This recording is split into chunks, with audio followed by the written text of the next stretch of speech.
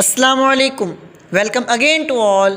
आज हम बात करने जा रहे हैं हिस्ट्री ऑफ इंग्लिश लिटरेचर में जो मोस्ट इम्पोर्टेंट पीरियड्स हैं उनमें से एक पीरियड विक्टोरियन एज के बारे में।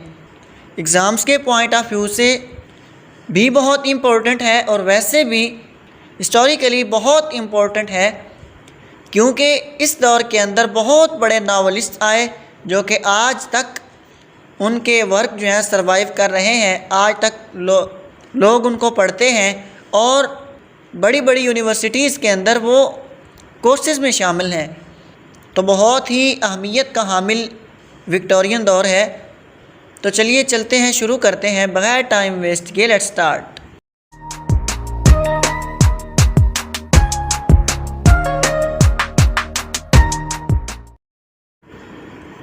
तो सबसे पहले आप इसकी अहमियत को जहन में रखते हुए कि ये बहुत ज़्यादा अहमियत का हामिल है, इसको आपने गौर से समझना है। सबसे पहले हम ये पढ़ेंगे कि विक्टोरियन एज को विक्टोरियन एज क्यों कहा जाता है, इसकी ड्यूरेशन क्या है, इसका एज क्या है, उसके बाद इसका बैकग्राउंड देखते हैं।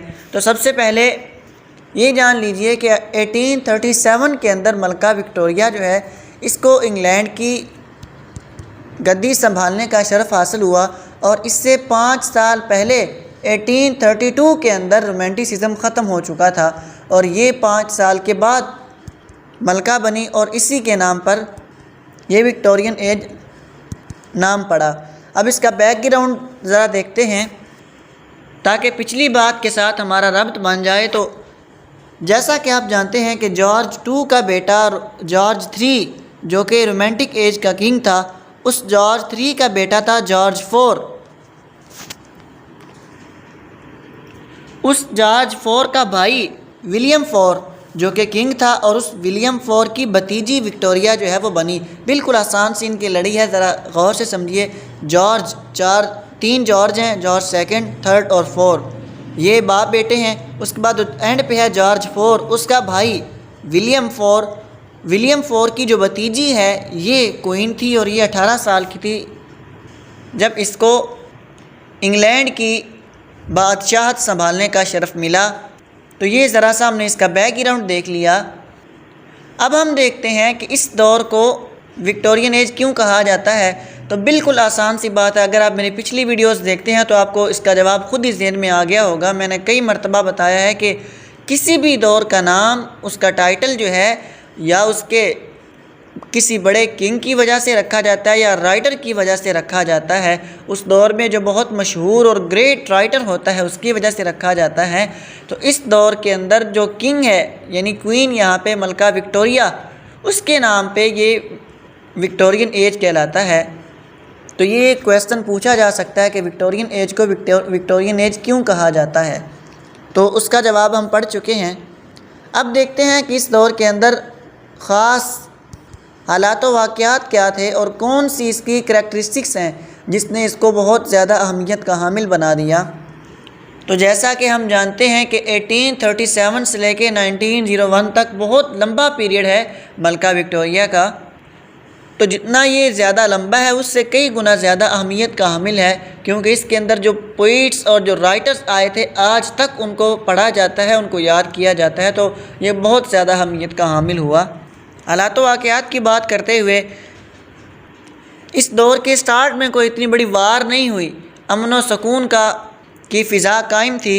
उसके अलावा इस दौर के अंदर 3 रिफॉर्म एक्ट मंजूर हुए, जो कि पहला 1832 के अंदर, दूसरा रिफॉर्म एक्ट 1867 के अंदर और तीसरा 1884 के अंदर रिफॉर्म एक्ट मंजूर हुए, जिसमें ये भी एक करारदाद शामिल थी कि औरतों को वोट का हक़ दिया जाए। औरत से याद आया कि इस दौर के अंदर एक चीज़ प्योरिटन्स वाली थी। जिस तरह प्योरिटन्स औरतों के हवाले से बड़े ही सख्त दिल थे, बड़े ही सख्त मिजाज लोग थे, इसी तरह ये भी शुरू में औरतों के हवाले से सख्त मिजाज लोग थे। औरतों को कोई वोट का हक़ नहीं है, बड़ी ही लिमिटेड उनको तालीम दी जानी है, हर वक्त उनको घर के अंदर ही बंद करके रखना है। इसके अलावा ना वो बाहर आ सकती हैं, ना वो तालीम हासिल कर सकती हैं, ना वो वोट का हक़ रखती हैं। तो इन रिफॉर्म एक्ट्स के ज़रिए औरतों को बाहर लाया गया, औरतों को आगे लाया गया। उसके अलावा ये याद रखिए कि इस दौर के अंदर इंडस्ट्रियल रेवोल्यूशन बहुत ज़्यादा था। इस दौर के अंदर जहाज़ और बाकी दीगर बहुत ज़्यादा इन्वेंशंस हुई, बहुत अहम इन्वेंशंस हुई। यहाँ तक कि टेलीफोन जो कि अभी आपने हाथ में पकड़ा है, ये उसी दौर की ईजाद है। उसके बाद टेलीग्राफ उस दौर की ईजाद है। तो जितनी ज़्यादा आगे टेक्नोलॉजी बढ़ती गई, उतने ही ज़्यादा लोग जो हैं वो अपनी मुलाजमत से हाथ धोते गए और गरीब से गरीब होते गए। जो अमीर बंदा था वो अमीर से अमीर तर होता गया और गरीब बंदा गरीब से गरीब तर होता गया। तो इस दौर के अंदर गुर्बत बहुत ज़्यादा थी इंग्लैंड के अंदर। और जो एक और इसका फ्यूचर था वो ये था कि चिमनी स्वीप एक्ट 1840 और फैक्ट्री एक्ट 1833, ये दो चीज़ें हैं। इसके अंदर ये था कि बच्चों को एज आ लेबर हमारे माशरे में लाया जाता था। यानी बच्चों को उनकी तालीम के दौर के अंदर, जिस दौर में उन्होंने तालीम हासिल करनी है, उनको खेलने कूदने के ज़माना है, उस दौर के अंदर उनको लेबर बना दिया जाता, उनको शुरू से ही काम पे लगा दिया जाता। तो ये 1840 के अंदर चिमनी स्वीप एक्ट के नाम से ये एक्ट मंजूर करवाया गया, जिसमें बच्चों को लेबरी से हटाया गया। उसके बाद 1833 के अंदर स्लेव्स जो हैं, यानी स्लेवरी ख़त्म कर दी गई, ग़ुलामाना निज़ाम ख़त्म कर दिया गया। और रेलवे जो है ना, वो भी इस दौर की ही ईजाद है। तो जिस तरह बाकी जहाज़, टेलीफोन, टेलीग्राफ बहुत बड़ी ईजादात इस दौर की हैं, इसी तरह रेलवे भी इसी ही दौर की है। इसके अलावा इस दौर की एक और चीज़ मशहूर है, डार्विन की थ्योरी। डार्विन की थ्योरी क्या थी कि इंसान जो है वो पहले बंदर था, फिर आहिस्ता आहिस्ता बंदर के हालत से वो इंसान बना। तो ये जो चीज़ थी, इसका ये जो नज़रिया था, जब इसने ये अपने माशरे में पेश किया तो लोग मज़हब से दूर होने लगे, लोग एथीस्ट होने लगे, मुल्हिद होने लगे। तो डार्विन की थ्योरी उस दौर के अंदर बहुत ज़्यादा अहमियत की हामिल है। उसके अलावा इस दौर में 1883 के अंदर फैबियन सोसाइटी कायम की गई, जिसका जीबी शाह मेंबर था।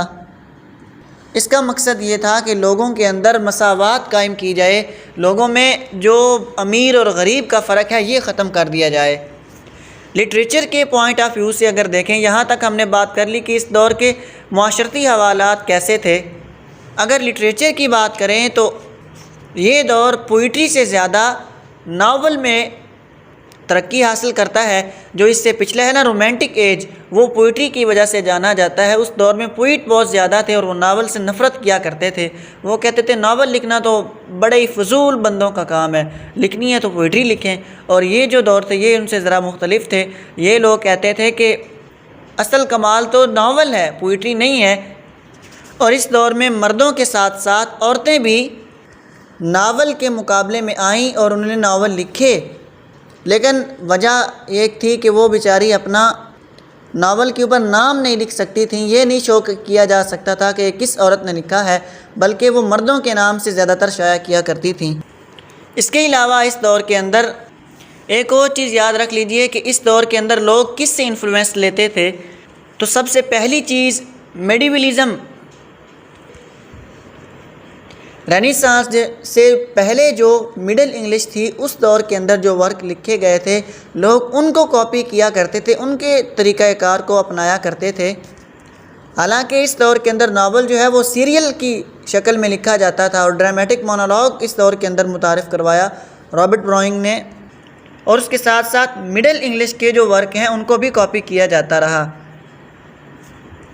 और उसके अलावा इंडस्ट्रियल रेवोल्यूशन, जिसका पहले बार बार जिक्र हो रहा है, और डार्विन थ्योरी, ये भी मैंने आपको बता दिया, और द एक्सपेंडिंग ब्रिटिश एम्पायर। और हाँ, एक और चीज़ कि इस दौर के अंदर मलका विक्टोरिया के आने तक हुआ ये था कि हालांकि मोनार्की था बादशाह का दौर ही, लेकिन बादशाह के पास जो क्वीन है या बादशाह है उसके पास इख्तियारात नहीं होंगे, बिल्कुल कम भी नहीं होंगे और बहुत ज़्यादा भी नहीं होंगे, बल्कि बादशाह से ज़्यादा इख्तियारात उसके और इदारों को होंगे। बादशाह के पास इतने इख्तियारात नहीं थे। तो अब तक हमने जाना कि इस दौर के अंदर बहुत ज़्यादा अहम हालात क्या थे, इस दौर के हालात व वाक़यात कैसे थे, कौन से ऐसे फ़ीचर्स थे, कौन से ऐसे फैक्ट्स थे, कौन सी ऐसी वजूहात थीं कि जिन्होंने इस दौर को बहुत ज़्यादा अहमियत का हामिल बना दिया। अब हम बात करते हैं इसके राइटर्स और पोइट्स के बारे में। राइटर्स में ज़्यादातर नॉवलिस्ट ही हैं, लेकिन उनके अलावा पोइट्स भी हैं, लेकिन बहुत कम हैं। तो राइटर्स पे जाने से पहले एक और बात जहन में रख लीजिए कि इससे पहले रोमांटिसिज्म रहा है। रोमांटिसिज्म में क्या था कि लोग नेचर को बहुत ज़्यादा लेते थे, अपने तख़य्युलात को बहुत ज़्यादा मजबूत करते थे फितरत के ज़रिए, नेचर के ज़रिए। लेकिन इस दौर में क्या हुआ कि इमेजिनेशन से रियलिज़म की तरफ लोग आने लगे, तख़य्युलाती ज़िंदगी से अमली ज़िंदगी में आने लगे। तो इसका बहुत बड़ा इन्फ्लुएंस उन पर है। तो ये भी एक अहम चीज़ है, याद रख लीजिएगा।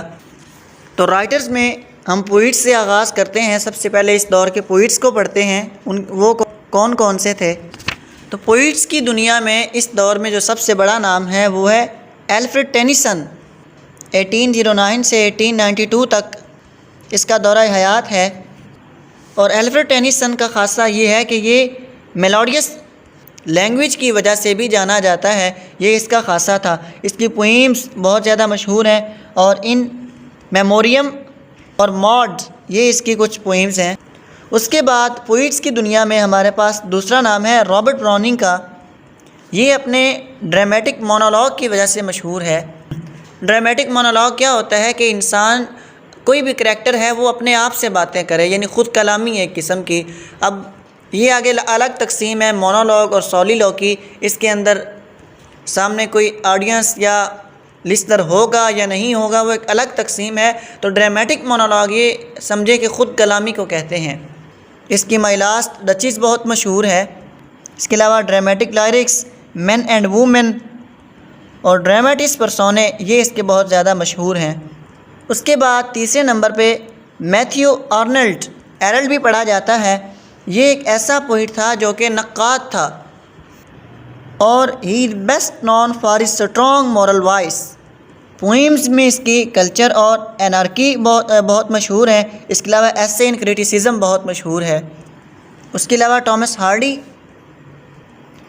ये एज आ नावलिस्ट और एज आ पोइट दोनों तरफ से मशहूर है। The return of the native, the mayor of Casterbridge और टेस्ट ऑफ डी अर्बरवाइल्स ये इसके मशहूर वर्क्स हैं। तो ये इस दौर के कुछ पोइट्स थे। अब हम चलते हैं ड्रामाटिस्ट और नावलिस्ट की तरफ। तो इस दौर में नावलिस्ट में सबसे जो बड़ा नाम है वो है चार्ल्स डिकेंस का। इसकी द पिकविक पेपर्स जो कि पहला नावल था इस दौर का।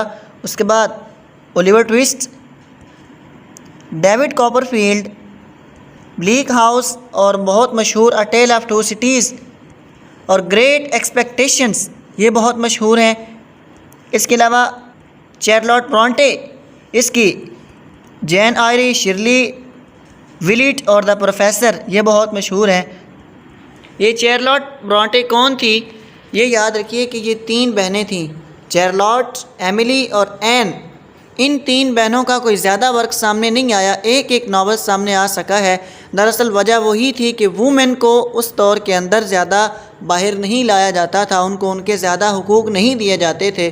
तो इन तीनों बहनों ने ऐसे नावल लिखे जो कि आज तक पूरी दुनिया के अंदर मशहूर हैं और ये ब्रॉन्ट फैमिली के नाम से मशहूर हैं। 3 बहनें थीं और तीनों नावलिस्ट थीं।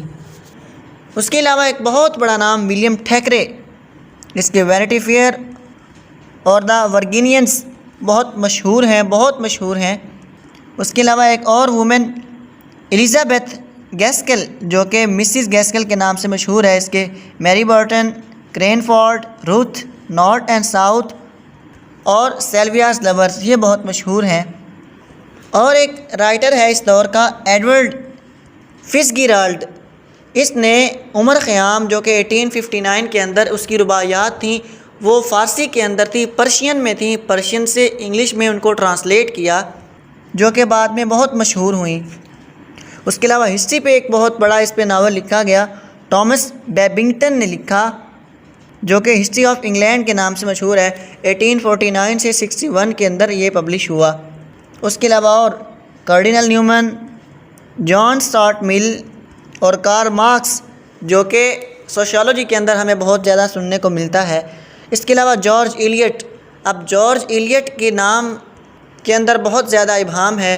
तकरीबन जो भी बंदा सुनता है वो यही समझता है कि जॉर्ज इलियट किसी मर्द का नाम है, हालांकि ये मर्द का नाम नहीं। जब मैंने सुना तो मैं भी चौंक गया। ये हालांकि हकीकत में एक लड़की का नाम है जिसका नाम मैरी एन इवंस था।